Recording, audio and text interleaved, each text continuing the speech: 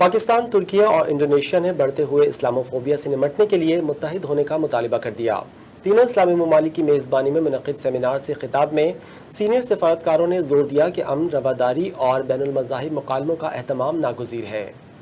New York में तुर्क consulate general में तीनों इस्लामी ममालिक के कौंसल जनरल्स की मुश्तरका मेज़बानी में मुनक्किदा तकरीब से खिताब करते हुए पाकिस्तान के कौंसल जनरल आमिर अहमद अतोज़ई ने इस्लाम के बुनियादी उसूलों, एतदाल, तकसीरियत, हमदर्दी और बर्दाश्त पर जोर दिया। Islam is the second largest religion in the world. It is important for the world to realize that perpetuating discrimination, hostility and violence towards Muslim individuals and communities would serve no purpose.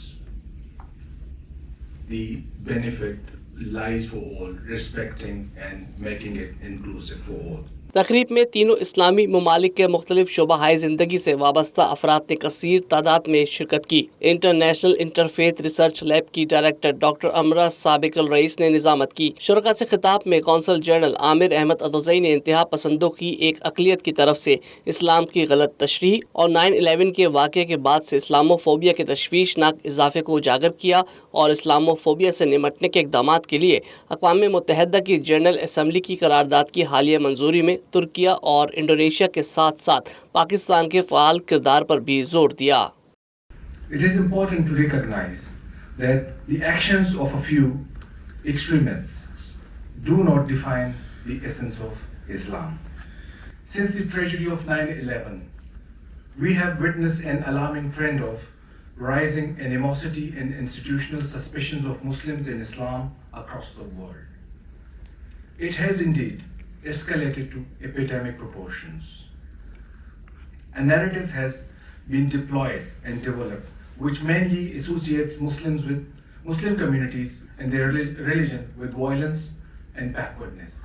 Pakistani consul general ने भारत में मजहबी मकामात की मुनज़्ज़म तबाही और मुल्क के अंदर दीगर इस्लामोफोबिक कार्रवाइयों की तरफ भी तवज्जो मबज़ूल करवाई। इस मौके पर तुर्की के कौंसल जनरल रिहान ओज़गर और इंडोनेशिया के कौंसल जनरल विनांतो आदी ने इस्लामोफोबिया से निपटने में बैनुल अक़वामी ताउन के साथ साथ कम्युनिटी की शमूलियत के अहम किरदार पर जोर दिया। Turkey, together with Pakistan and Indonesia, played a key role as a member of the core group on the adoption by the UN General Assembly of the OIC resolution on International Day to combat Islamophobia. As we are all aware that there is an increase of incidents and manifestation of Islamophobia globally, global problem needs a global solution.